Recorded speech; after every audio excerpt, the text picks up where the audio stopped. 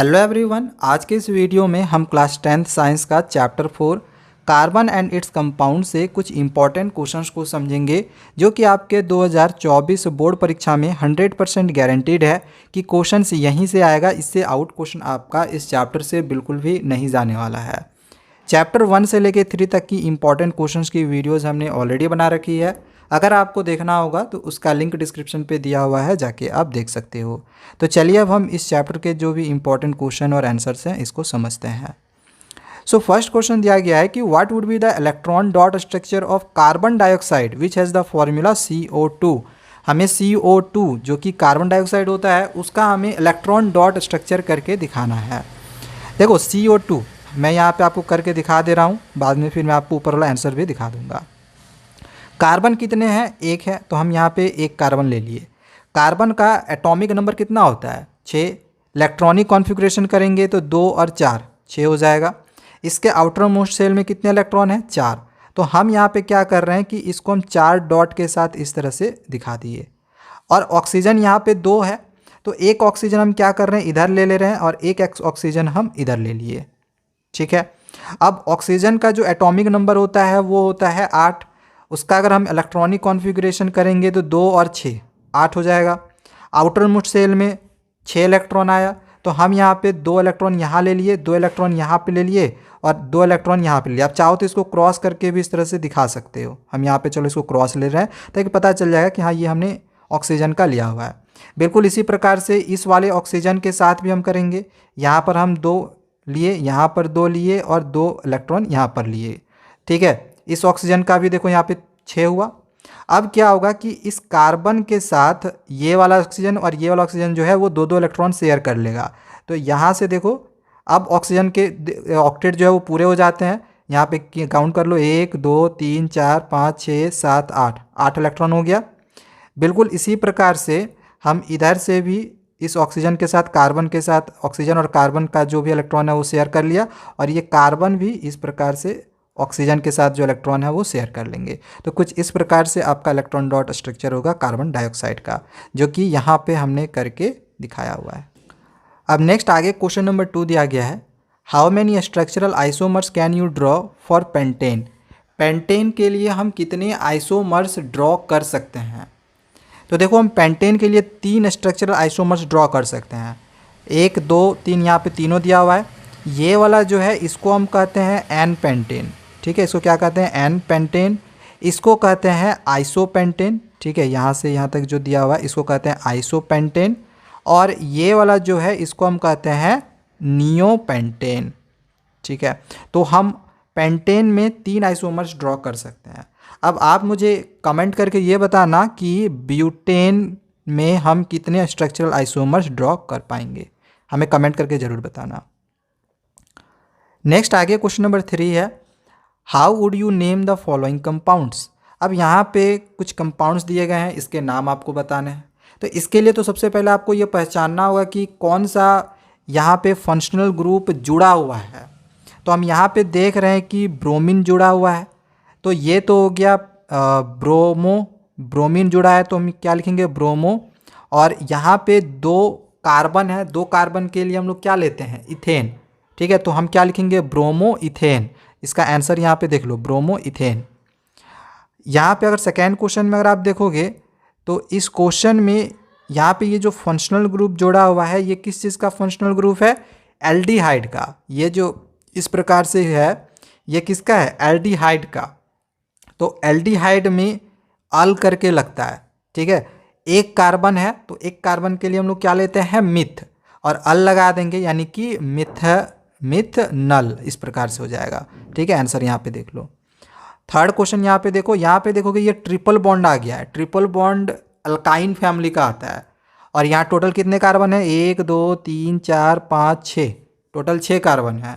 तो 6 कार्बन के लिए हम लोग क्या लेते हैं? हेक्स। ट्रिपल बॉन्ड है तो आइन लगा देंगे तो हेक्साइन हो जाएगा। ठीक है, तो इसका आंसर हेक्साइन होगा। नेक्स्ट आगे अब जो ये क्वेश्चन नंबर 4 है, यहाँ पे हमें फिर से इलेक्ट्रॉन डॉट स्ट्रक्चर करके दिखाना है।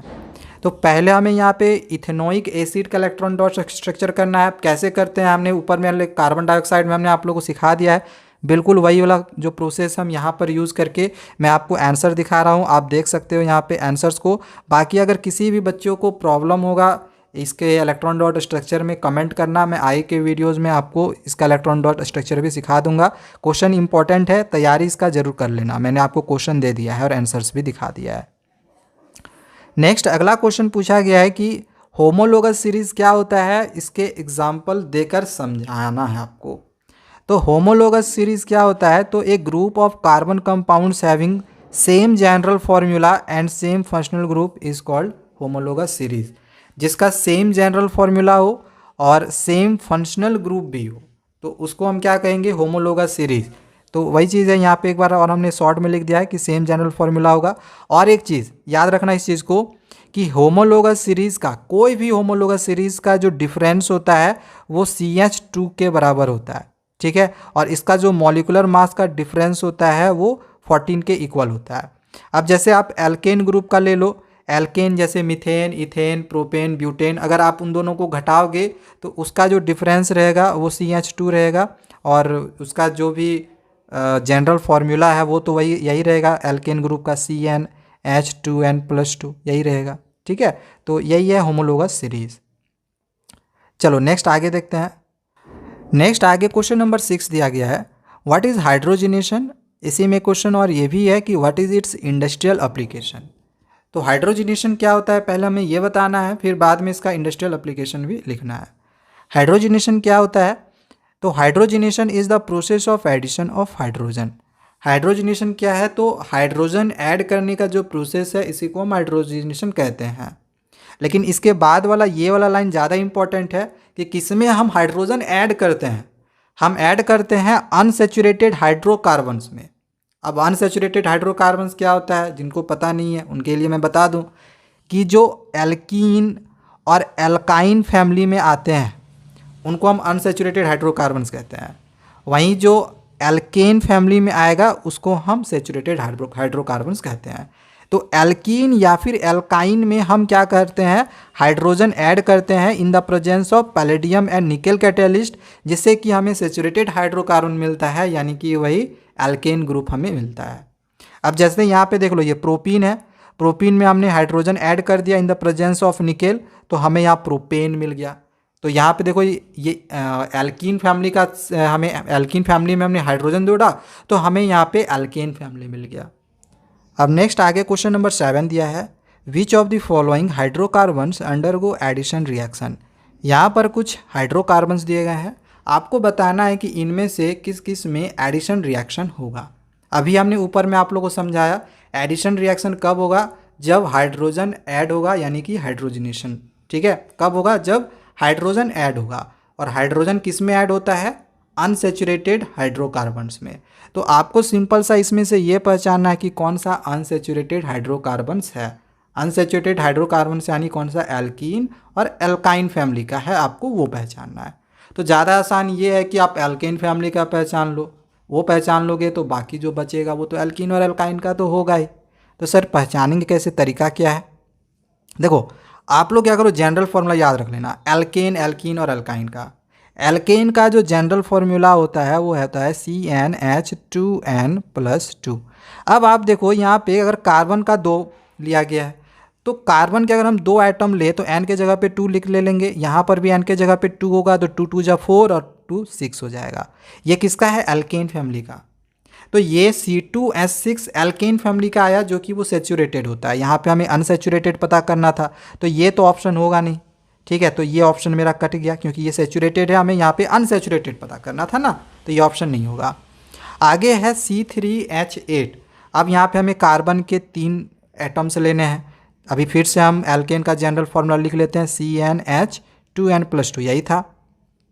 अब कार्बन में हम यहाँ पे 3 ले रहे हैं, 3 ले लिए तो यहाँ पर भी 3 होगा, तो 2 3 या 6 और 2 कितना होगा 8।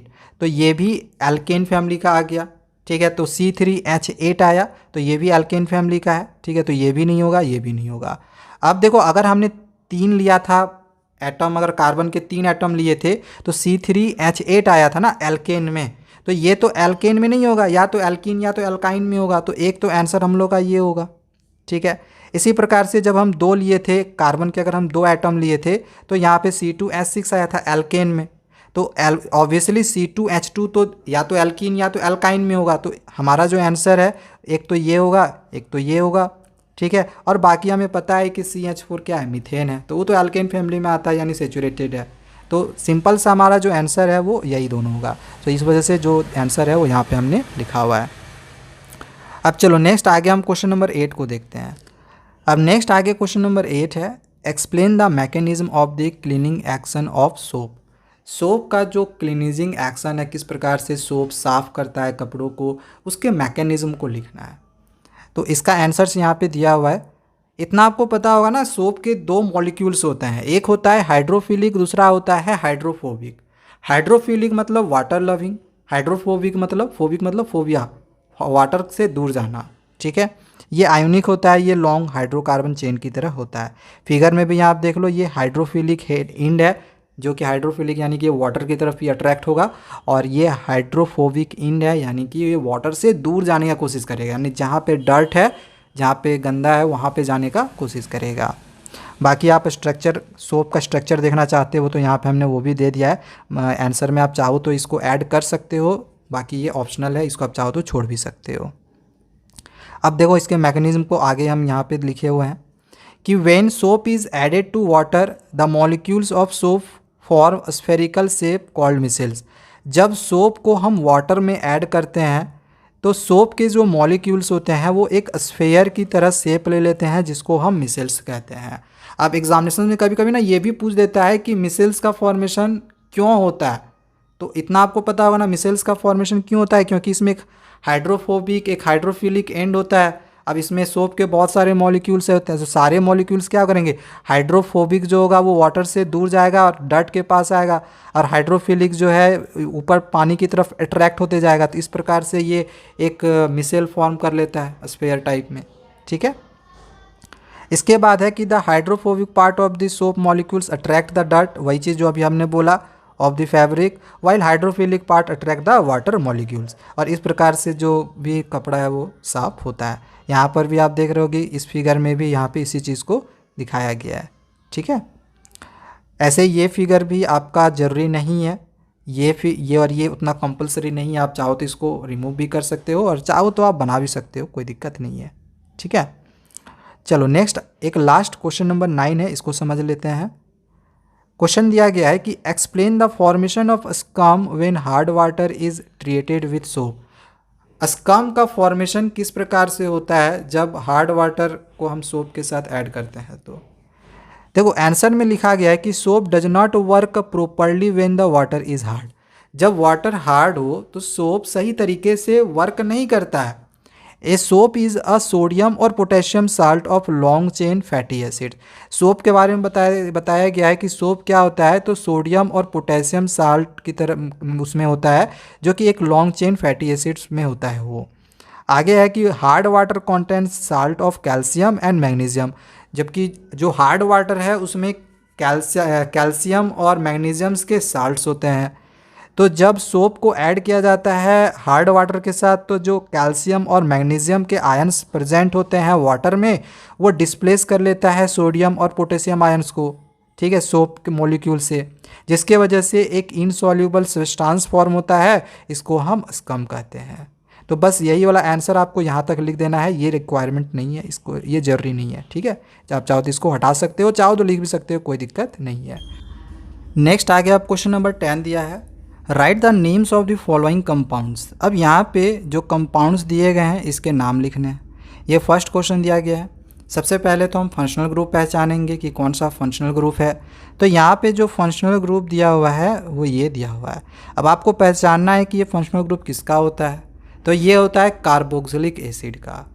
अब हम देखेंगे इसमें कार्बन कितना है, तो 1 2 3 4 5 कार्बन वाले को क्या कहते हैं, पेंट, ठीक है। तो यहाँ पे ये हो जाएगा पेंट। और कार्बोक्सिलिक एसिड का जो सफिक्स लगता है वो क्या लगता है, ओइक एसिड, तो ये हो जाएगा पेंटेनोइक एसिड, ठीक है, पेंटेनोइक एसिड। ये क्वेश्चन 1 हुआ। अब सेकेंड क्वेश्चन देखो, यहाँ से यहाँ तक है। इसमें देख रहे हैं ट्रिपल बॉन्ड लगा हुआ है, तो ये एल्काइन फैमिली में जाएगा। इसमें कार्बन कितने हैं, 1 2 3 4, 4 कार्बन वाले क्या बोलते हैं, ब्यूट। ठीक है, और एल्काइन फैमिली का है तो आइन लगा देंगे यानी कि ब्यूटाइन, ये आंसर हो जाएगा। नेक्स्ट यहाँ पे देख रहे हैं, यहाँ पे ये जो फंक्शनल ग्रुप जुड़ा हुआ है वो कुछ इस प्रकार से है। तो ये किसका फंक्शनल ग्रुप है, एल्डिहाइड का, जिसमें अल लगता है। ठीक है, तो यहाँ पे देख रहे हैं कार्बन कितना है, 1 2 3 4 5 6 7, 7 कार्बन के लिए हम लोग क्या लिखते हैं, हेप्ट, और एल्डिहाइड का है तो अल लगा देंगे यानी कि हेप्टेनल, हेप्टेनल। तो ये 10 क्वेश्चन थे, यही सब क्वेश्चन आपके परीक्षाओं में ज़रूर पूछे जाएंगे। बाकी अगर आपको चैप्टर 1 2 और 3 के इंपॉर्टेंट क्वेश्चन देखने होंगे, लिंक डिस्क्रिप्शन पे दिया हुआ है, जाके देख लें।